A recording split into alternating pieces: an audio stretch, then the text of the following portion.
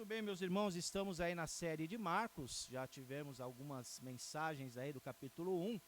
Domingo passado nós falamos aí sobre a tentação de Jesus no deserto, sobre o preparo do ministério de Jesus no deserto, uma mensagem muito edificante. Se você não assistiu, está lá no YouTube, você pode acessar e ver esta mensagem que foi pregada domingo passado. E hoje a minha incumbência e minha responsabilidade é pregar Marcos capítulo 1, do verso 14 até o verso 20. Mas neste primeiro momento eu quero ler só o 14 e o 15, e depois nós vamos ler os demais versos. Então gostaria que você acompanhassem a leitura de Marcos capítulo 1, verso 14 e 15, que diz assim: Depois de João ter sido preso, Jesus foi para a Galiléia pregando o evangelho de Deus.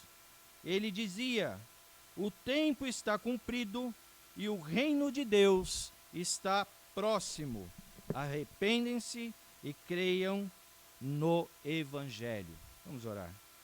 Pai de amor, obrigado pela oportunidade e o privilégio que o Senhor nos dá de pregar a Tua palavra. Que Teu Espírito, Senhor, possa estar agora, nesse instante, trabalhando em nosso coração. O Senhor possa estar me usando como, Senhor, Teu servo, ajudando-me, Senhor, a compreender também tudo que o Senhor tem a nos ensinar, e nós, como igreja, possamos sair daqui edificados com a Tua palavra. Amém. Muito bem, quem nos chama? E pensando nisso, eu fui ali em 1 Coríntios 14, 8, porque eu lembrei desse verso de Paulo, quando a igreja de Corinto, ele fala assim: se a trombeta der um sonido incerto, como que nós poderemos nos preparar para a batalha? Se as vozes que estão clamando estão confusas de entender, ou se sons estão reverberando a ponto de distrair a nossa atenção da palavra de Deus, como eu e você nós poderemos nos preparar para as lutas da vida, para aquele grande dia da volta de Cristo, para as provações? Que som tem reverberado em nossas vidas hoje, a ponto de nos tirar a atenção da palavra de Deus? Quem nos chama? Quem está nos chamando hoje? E nós temos hoje aí mídia social e tantas coisas que acontecem em nossa vida, que reverberam esses sons incertos. Sons que muitas vezes brilham os nossos olhos, porque nós queremos ser aquele influenciador que está falando ali na mídia. Nós queremos ser aquele grande empresário que está ali tendo sucesso nos seus empreendimentos. Nós queremos ser aquele estudante que conseguiu entrar em 4 faculdades na Europa, em Harvard e outras mais. Nós queremos, porque estes sons, estes chamados, nos atrai a eles, a ponto de nós que somos salvos em Cristo Jesus, e nós que entendemos a palavra de Deus, e nós que cultuamos esse Deus todos os domingos, muitas vezes nós somos influenciados por estes que nos chamam. O texto de Marcos é um texto maravilhoso porque mostra o movimento de Jesus Cristo, as ações de Cristo, o evangelho que Cristo veio preparar o seu povo para também proclamar este evangelho.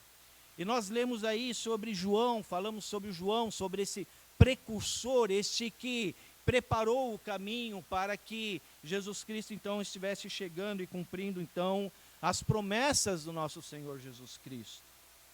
E nesse instante que nós lemos o verso 14 e verso 15, nós notamos um momento de virada da história, separando do texto precedente, onde Jesus, ao ser levado ao deserto, nos ensina a maravilha de viver na dependência de Deus. Nós vimos isso domingo passado, nós vimos isso no texto da palavra do Senhor. Mas agora Marcos aqui, ele inicia de uma maneira diferente, ele quebra essa continuidade, e ele inicia dizendo o seguinte no verso 14: depois de. E aí essa frase, ela nos chama muito a atenção, algumas versões, como a King James, né, e outras versões, está dizendo assim, ora, depois, e aqui está, depois de. E isso é importante porque nós vemos aí uma mensagem resumida de Marcos para aqueles que iriam seguir a Cristo, para aqueles judeus, aqueles que estavam recebendo estas informações. E tem como objetivo principal aqui nesse início mostrar aí a natureza escatológica do sentido de quando Jesus Cristo ele veio. Marcos quer dizer aos seus leitores que João, o precursor de Jesus, ele pertencia à antiga aliança. E com ele esta antiga aliança chegou ao fim. Então ele começa, ora, depois que, mostra que Marcos, então, ele cumpre aí a antiga aliança para dar início à nova aliança em Jesus Cristo. Então, em Jesus agora começa a nova aliança.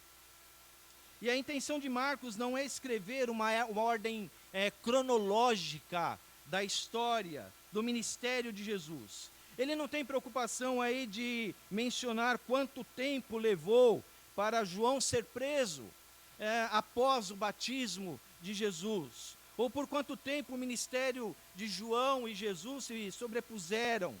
O texto apenas, ele inicia, ele enfatiza o término da aliança, da antiga aliança e o início da aliança em Jesus Cristo.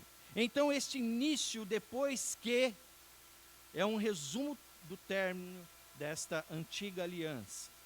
E aqui, mais uma vez, a importância de entender que a palavra de Deus, ela revela os seus propósitos e as suas promessas estão sendo cumpridas, todas elas.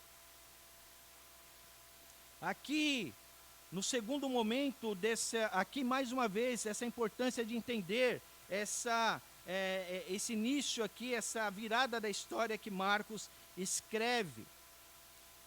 E nesse segundo momento, que é a palavra que está escrito aí, depois de João ter sido preso, quer dizer, em outras versões, depois de João ter sido entregue, e este foi entregue, ele está relatado lá em Marcos 31, também, esta expressão, que diz assim, o Filho do Homem será entregue nas mãos dos homens, e estes o matarão, mas 3 dias depois da sua morte, ressuscitará. Então João, assim como Cristo foi entregue para a morte, assim como Deus entregou Jesus Cristo para o sacrifício, o Senhor Deus entregou João à prisão. Então aqui, meus irmãos, percebam, não há uma ruptura. Este foi entregue a um tempo verbal da língua grega. Assim como Deus entregou Jesus para a morte, Deus também entregou João para a morte. E a ênfase aqui, nesse sentido, desse momento, é que Deus está no controle das coisas. E nós vemos nas Escrituras a soberania de Deus. Se você abrir em 1 Samuel, capítulo 2, verso 6, diz o seguinte, o Senhor é quem tira a vida, quem dá, e Ele faz descer a sepultura e faz subir. Então nós vemos aí um texto maravilhoso que mostra sobre a soberania de Deus. Vemos então aqui que não houve, meus irmãos, uma ruptura da história. E as promessas de Deus, tudo aqui que está dentro do propósito de Deus, é o Senhor que entregou João. Não foi João, não foi uma ruptura nessa história, ou seja, João foi entregue, ele pregava a palavra, ele foi preso, mas o Senhor está no controle de todas as coisas. O Senhor está no controle de sua vida diária. O Senhor está em controle em nossas vidas. Então não houve uma ruptura das promessas de Deus, tudo aqui está dentro de seu propósito. Muito bem, meus irmãos. Olhando agora para a vida de João, e quero que você preste atenção neste olhar. Notamos o compromisso de um homem chamado por Deus. E vemos algumas características para a nossa reflexão. Um homem que entendeu as promessas de Deus ao ser chamado. Ele entendeu quem o chamou. E ele entendeu que para andar e cumprir as promessas de Deus, ele teria que andar na contramão do mundo. E nós somos chamados para andar na contramão do mundo. Queira você goste, queira não. Mas a compreensão do verdadeiro chamado é entender isso. João foi contra o incesto do rei Herodes, porque este estava casado com Herodias, mulher de seu irmão. E João pregava a palavra e denunciava que aquilo ali era pecado. Um rei, um soberano, um homem que tinha uma posição social acima de todos, o homem que poderia mandar os seus soldados mate, prenda, leve, castigue, torture, faça uma tortura naquela vida, acabe com aquela família. Um rei naquela época, ele tinha esse poder enorme. E João ia na contramão do mundo, contra a autoridade, não aceitando a posição da autoridade, não aceitando o que ele estava fazendo diante do povo, que ele era o rei. E João, na contramão do mundo, ele ia contra os ideais daquele rei. Uma pessoa de autoridade. E o que nos chama mais atenção quando nós lemos a vida de João em relação a este debate contra aquilo que era errado e usando a palavra de Deus.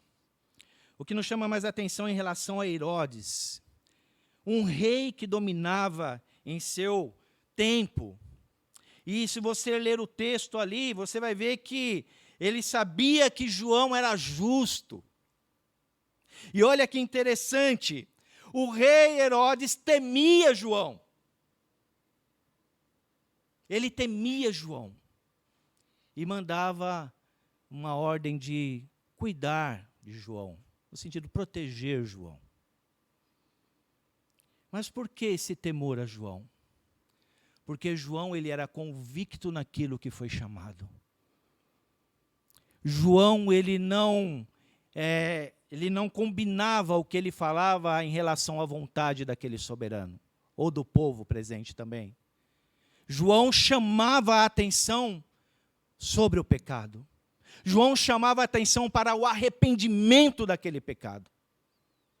Ele não aceitava de forma nenhuma sugestão, nenhuma opinião que viesse a ser contra a palavra de Deus. E Herodes sabia que João era justo. Porém, a sua esposa pede a cabeça de João, e ele, como rei, tinha que fazer esta ordem para que o povo não desacreditasse em suas palavras.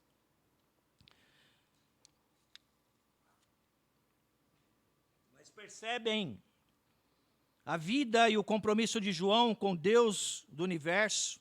Para João, seu dever era pregar as boas novas, era estar firme na palavra de Deus, de que, por mais que sofresse por amor de Deus, sua fé seria inabalável.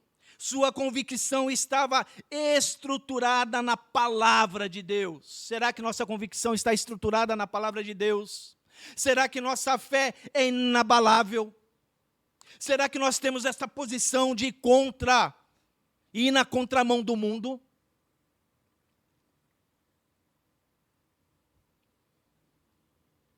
Sua convicção estava estruturada na palavra de Deus. Na palavra de Deus. Os profetas pregavam tudo o que era anunciado. E João sabia que Deus ia cumprir todas aquelas promessas. Sua resposta era a reverberação da palavra de Deus em sua vida. Reverberar a palavra de Deus em nossas vidas. Quando alguém nos encosta na parede e fala, você tem que aceitar sim, tudo isso que está acontecendo, o que tem reverberado na sua vida. O medo, a palavra de Deus diz não. para a honra e glória de Deus. Assim como João fez com aquele rei, assim como João pregou naquele tempo. Poderia surgir muitos chamados para levar João a ficar quieto, um cala-boca. Não incomodar o rei. Imagina, não vai incomodar o rei com esse assunto. Negar a Deus, como Jesus Cristo foi convidado a negar a Deus no deserto. Mas nós vemos em Jesus e vemos em João o ensino de entender quem nos chama para vivermos realmente na dependência dele. E quem nos chama verdadeiramente. Ele nos capacita a suportar as provações, as perseguições, tudo isso que você olha para o problema e o tamanho do problema que você deixa crescer em sua frente, e às vezes você acha que não tem mais jeito, que eu preciso dar um jeitinho brasileiro, que eu tenho que dar uma escapadinha aqui, eu tenho que resolver dessa situação. Não! A palavra nos ensina através de Jesus, a palavra nos ensina através de João, que a dependência deve ser totalmente em Deus. Não podemos romantizar a palavra de Deus. Achar que essa história foi para aquela época, foi para aquele tempo, afinal foi João. João foi chamado por Deus. Mas Jesus era Deus. E as pessoas começam a colocar desculpas esfarrapadas para não crer nas promessas do Senhor, para não derramar a sua vida em Deus. Quem nos chama? Ele fortalece a nossa fé e esperança, que um dia isso será transformado em glória, na volta do nosso Senhor Jesus Cristo. Vemos ainda na vida de João que este rompimento com as circunstâncias da vida natural não foi feito por si mesmo. Este homem, por suas forças, jamais conseguiria enfrentar aquele tempo. Mas ele sabia que quem o capacitava foi quem o chamou. Jamais conseguiria vencer provações e vencer perseguições, as perseguições por suas próprias forças. E muitas vezes nós nos colocamos nesse patamar de querer vencer as provações por nossas próprias forças. É o Senhor que te capacita, meu irmão, é o Senhor que nos capacita. E o rompimento com as circunstâncias naturais da vida de João se tornou concretizada quando foi feita exclusivamente por Deus. Esse chamado foi exclusivo de Deus. É Ele quem nos capacita, nos encoraja. É Ele quem nos diz, seja forte, como lá em Josué 1:9, seja forte e corajoso, não temas, segue adiante, eu estarei com você por onde quer que andares. Quando o Senhor nos chama, e Ele concretiza esse chamado em nossas vidas, então João entendeu quem o chamou, e João sabia que estava sendo chamado, e esse chamado ele tem um cheiro de morte, tinha um cheiro de morte, para enfrentar as coisas. Porém sabia que era o chamado de Deus. Não eram os sonidos internos. O reino prometido por Deus e o seu domínio que chegou em sua totalidade.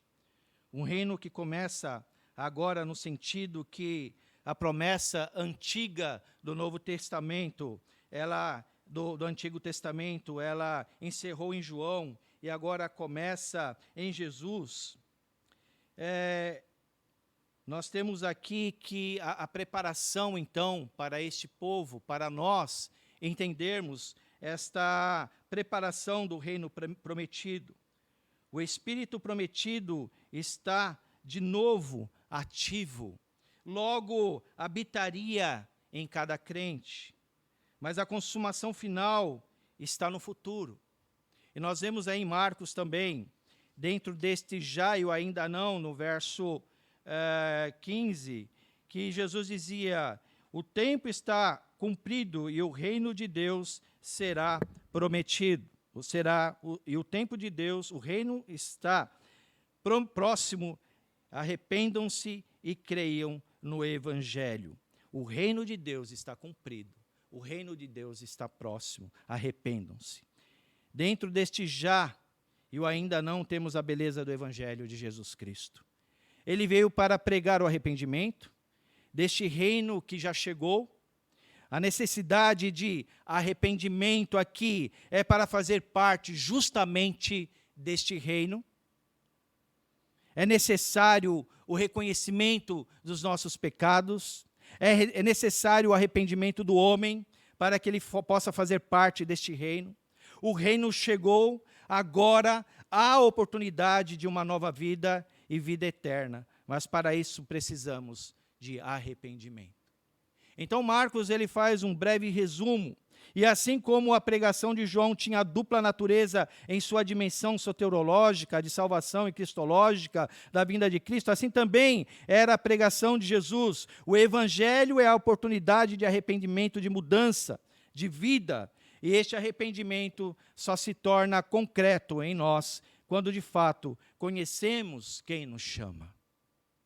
Então, Marcos, nesse primeiro momento, do verso 14 ao verso 15, ele quer fazer este resumo da antiga aliança para a nova. Ele mostra que o reino chegou e Jesus Cristo também diz que está cumprido o reino de Deus e o reino já faz presente, mas ainda tem a volta de Jesus Cristo e nós estamos vivendo neste momento da oportunidade do arrependimento de nossos pecados, para entendermos o chamado realmente o chamado sincero do Senhor. E aí nós vamos ler do verso 16 ao verso 20. Caminhando junto ao mar da Galileia, Jesus viu os irmãos Simão e André que lançavam a rede ao mar, porque eram pescadores. Jesus lhes disse: venham comigo, e eu lhe farei com que sejam pescadores de gente. Então eles deixaram imediatamente as redes e o seguiram. Pouco mais adiante, Jesus viu Tiago, filho de Zebedeu, e João, seu irmão, que estavam no barco consertando as redes. E logo chamou, e eles seguiram Jesus, deixando o seu pai, Zebedeu, no barco com empregados. E aí nós chegamos em um momento maravilhoso da palavra de Deus, onde Jesus Cristo, na continuidade da pregação do Evangelho, ele andando próximo ao mar, ali perto do mar da Galileia, bem próximo aos pescadores.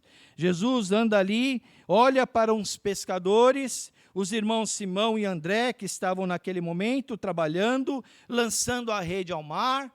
Eles estavam trabalhando pelo seu sustento para pagar os seus impostos. Enfim, Jesus olha para aqueles homens e diz: venha comigo, eu farei com que sejam pescadores de gente. O texto aqui não nos diz que estes homens já estavam preparados, esperando Jesus Cristo chamá-los. Não havia ali um planejamento, Márcio, para esses homens. Eles não tinham um planejamento marcado na sua agenda que esperava alguém que os chamaria. Esse texto, ele mostra a situação financeira deles. Eles tinham barco, eles tinham funcionários, eles eram bem razoavelmente de vida, e eles precisavam trabalhar para pagar os seus impostos, que era muito alto naquela época, e eles precisavam se sustentar, e eram homens, então, que estavam ali na ativa trabalhando, e o Senhor Jesus Cristo, então, faz uma convocação. O texto não mostra que ali a vida ali deles eram pessoas que estavam marginalizadas naquele momento. Aquele era o meio de sustento deles. E a dificuldade de se manter um negócio naquela época era difícil. Era muito difícil. Agora você imagina, uma pessoa chega, Jesus Cristo chegou: vem aqui que eu vou fazer vocês pescadores de homens. O texto não mostra que um olhou para o outro, coçou a nuca e falou assim: será? A gente está trabalhando, a gente tem que pagar nossas contas, a gente tem que levar peixe para o mercado.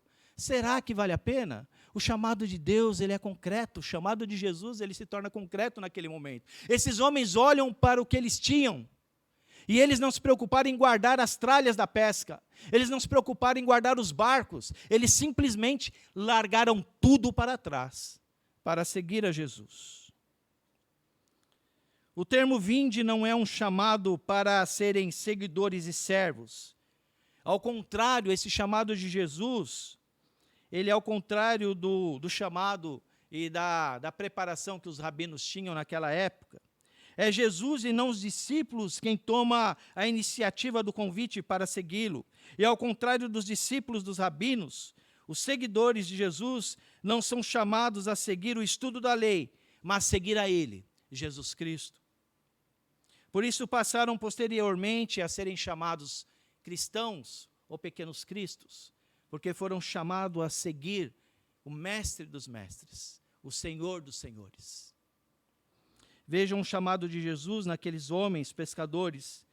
Não eram para fazer um curso de empreendedorismo, um curso de encontrar realizações naquilo que já estavam fazendo, mas o único propósito de Jesus Cristo na vida daqueles homens era um chamado para uma vida radicalmente nova. Jesus, continuando deste ponto de vista naqueles homens, deste ponto de vista, aqueles homens não serviram mais aos seus próprios interesses e desejos, mas aos de Jesus que os chamara. E nós vamos entender isso no texto. Jesus, continuando o seu ministério, estava nesse ministério, e esta ação divina do chamado nos leva a uma autoconfrontação, meus irmãos, sobre quanto ao que possuímos. O que você possui.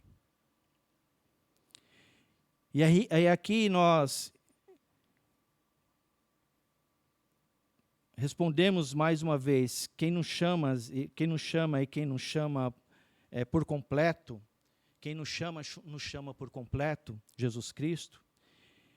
Esse chamado de Jesus em nossas vidas, assim como aqueles homens, ele envolve o seu tempo, ele envolve a sua agenda, ele envolve seus bens materiais, ele envolve status social, ele envolve família, ele envolve amigos, enfim, tudo que é tendencioso se colocar como prioridade em nossas vidas. Este chamado divino é o único chamado perfeito. Este chamado nos leva a entender aquele momento em que Cristo fala ao nosso coração. Esse chamado nos faz entender que tudo o que possuo se torna como se eu não os possuísse. Percebe aqui? Jesus chama aqueles homens e tudo aquilo que eles possuíam, eles largaram e seguiram a Jesus. Então o chamado de Jesus, ele nos permite entender que tudo o que possuo, tudo o que eu tenho, é como se eu não tivesse, é como se eu não possuísse. Vejam a ação daqueles homens. Esse chamado me faz entender que a minha vida esteja intimamente, meus irmãos, livre do que possuo.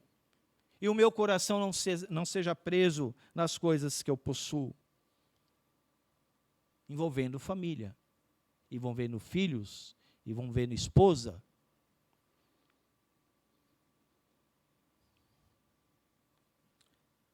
O impacto desse chamado divino na ação imediata daqueles homens. Quando o chamado é, vende tudo o que tens, conforme Mateus 19, 21, aquele jovem rico, se você quer ser perfeito, vai e vende os seus bens, dê o dinheiro aos pobres, se você quer seguir a Cristo, né? Vai e vende os seus bens, dê aos pobres, e você terá um tesouro no céu. Depois venha e me siga. Aquele jovem, ele saiu do lado de Jesus. Agora, meus irmãos, não importa que você cumpra essa ordem ao pé da letra. Não importa. Mas você pode tranquilamente conservar os seus bens, mas você apenas deve tê-los como se não os tivesse.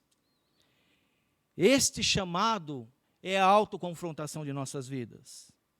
A não prender nosso coração no que possuímos. O entender esse chamado de Jesus é aprender que uma obediência simples é diferente de uma obediência pela fé.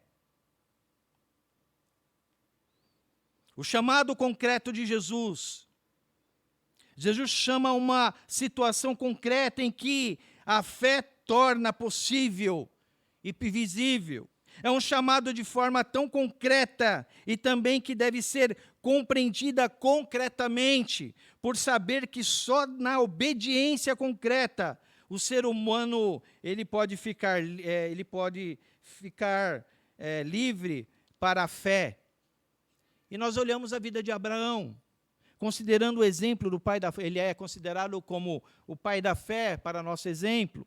Deus o chamou de maneira concreta, e este chamado, crendo Abraão, que Deus havia feito, compreendeu concretamente por sua obediência, a sua fé se tornou visível. Deus promete um filho a Abraão, e depois pede para sacrificá-lo.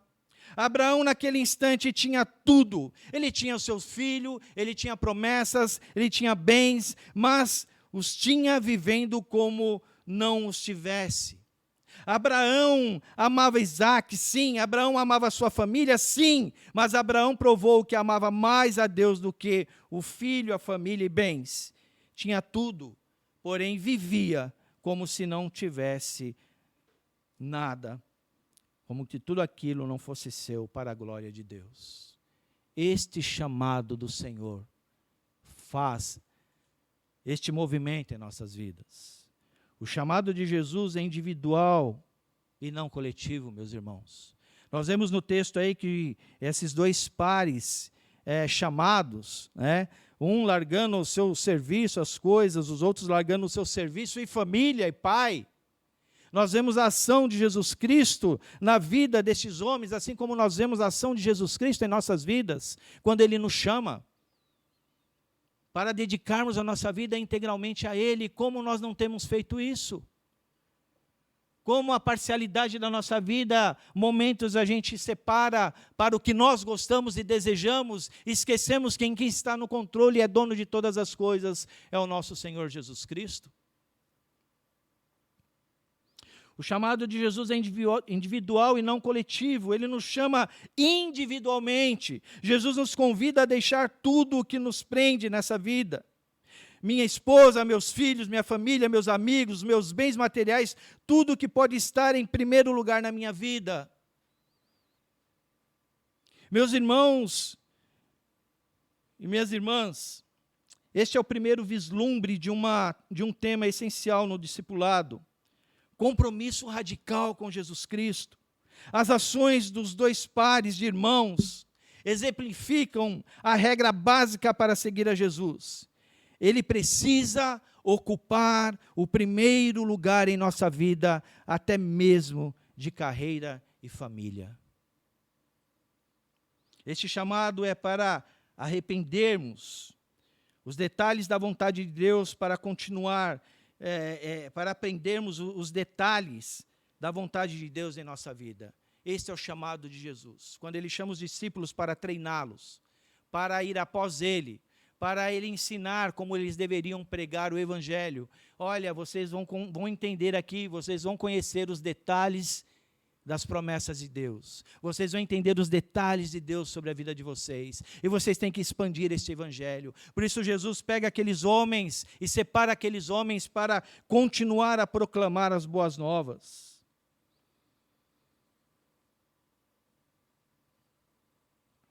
Muitas vezes as pessoas tentam nos calar, colocando os seus sons, os seus barulhos em nosso coração, tentando nos obrigar a aceitar situações antibíblicas, ante a palavra de Deus. Mas o Senhor Jesus Cristo, Ele chama esses homens justamente para andar nesta contramão do mundo. E a palavra de Deus diz, Jesus Cristo diz, afinal o reino chegou, mas nós estamos agora no momento em que estamos nos preparando para a volta de Jesus Cristo. Ele já chegou, mas ainda não. É a concretização final desse reino celeste, onde iremos morar eternamente na presença de Deus. Todas as vezes que nós participamos, meus irmãos, da ceia do Senhor, esta é a pregação deste Evangelho. É o chamado de Deus para o arrependimento. É o chamado de Jesus Cristo para o arrependimento. Quando o Senhor olha para a sua vida, Ele não chama você parcialmente. Eu quero 50% da sua vida para a dedicação ao Evangelho. Ele te chama na totalidade da sua vida. Tudo que faz parte da tua vida. Todas as coisas que fazem parte da tua vida. O Senhor, Ele também quer utilizar para ser bênção na vida de outras pessoas. Mas nós somos egoístas muitas vezes. O reino chegou e ainda dá tempo de arrepender-se e crer em Jesus Cristo. O Senhor fala assim, olha, o reino chegou. Em seguida, o Senhor, Ele prepara homens e Ele nos chama para pregar o Evangelho de Cristo. Mas para pregar o Evangelho de Cristo, deveremos ter o compromisso de entregar tudo que nós temos. E é como nós falamos, você pode levar ao pé da letra, vender tudo que você tem, desfazer tudo que você tem. Mas você pode ter tudo que você tem, entendendo que o que você tem não é seu, é do Senhor. Jesus chama para nós sermos integrais, para que nós possamos ter uma vida concretizada nele. E quando nós não dedicamos a nossa vida ao Senhor, quando devemos dedicar, largando tudo para trás, tudo aquilo que pode influenciar a nossa vida, quando nós chegamos na provação, nós ficamos desesperados. Quando chegam os problemas, nós ficamos desesperados. Mas quando nós descansamos no Senhor, como foi falado domingo passado, os anjos do Senhor nos alimentam. Os anjos do Senhor estão ao nosso lado. E a palavra de Deus está em nosso coração. Porque o Senhor não vai permitir que o seu servo mendigue o pão. E quando o Senhor fala assim, buscai primeiro o reino de Deus e as demais coisas serão acrescentadas. As coisas que serão acrescentadas são coisas para contribuir no crescimento do reino de Deus. Não são coisas para deixar você bem na fita. Você pode ser preso, você pode ser chicoteado, você pode ser torturado por amor de Cristo. Mas você está reverberando a palavra de Deus na sua vida. Indo contra o que o mundo tem pregado. Homossexualismo, aborto, assuntos tão difíceis.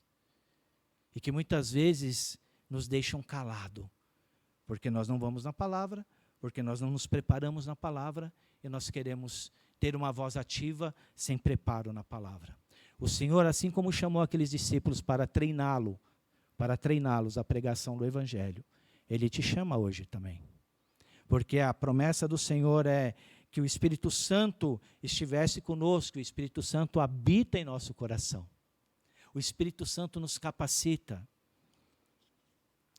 E a conversão, meus irmãos, ao mesmo tempo que ela é no ato, naquele momento instantânea, ao mesmo tempo ela é progressiva. Porque a cada dia nós estamos nos arrependendo dos nossos pecados para nos conformar mais à vontade de Deus. Quem nos chama? Jesus Cristo te chama. Quem nos chama? O Senhor nos chama. Estamos dispostos a largar todas as nossas coisas e seguir adiante? E seguir a esse Cristo? É outra pergunta no seu coração. Até onde eu tenho entendido esse chamado do Senhor em minha vida? Vamos orar. Senhor, obrigado por Tua palavra, Pai. Obrigado porque o Senhor nos confronta com ela e que nós possamos, Pai, entender esse chamado do Senhor em nossas vidas, Pai. Que nós possamos nos colocar de prontidão, que nós possamos entender que é o Senhor que cuida de nós, é o Senhor que nos ajuda. E obrigado, Pai, porque o Senhor nos dá esse privilégio de sermos chamados filhos Teus, sermos regenerados pelo sangue de Cristo na cruz. E hoje, Pai, nós vamos também participar desta ceia, Pai, que anuncia a Tua palavra. Nos faz lembrar que um dia o Teu Filho voltará e buscará a Tua igreja. E que nós não possamos ofuscar os nossos olhos diante deste evangelho pregado através da ceia, Senhor. E que ao tomar esta ceia nós possamos pedir perdão, Pai, porque nós temos chamados de tantos lugares, tantos sonidos incertos têm atrapalhado a nossa vida, tantas vozes que tentam ofuscar, Senhor, o nosso olhar da cruz de Cristo. Ó, Pai de amor, que Teu Espírito nos ajude, que nós possamos sair daqui revigorados. Em nome da Tua palavra, Senhor, em nome do Teu Filho amado Jesus Cristo, e que Teu Espírito, Senhor, nos ajude e nos fortaleça, e que nós possamos sempre estar dispostos a pregar a Tua palavra com autoridade, assim como João teve autoridade de enfrentar as autoridades daquela época, Deus, diante da Tua palavra, com a Tua palavra, entendendo que o melhor está por vir, que é a vida em glória eterna junto a Ti, Pai. Em nome de Jesus nós Te agradecemos. Amém.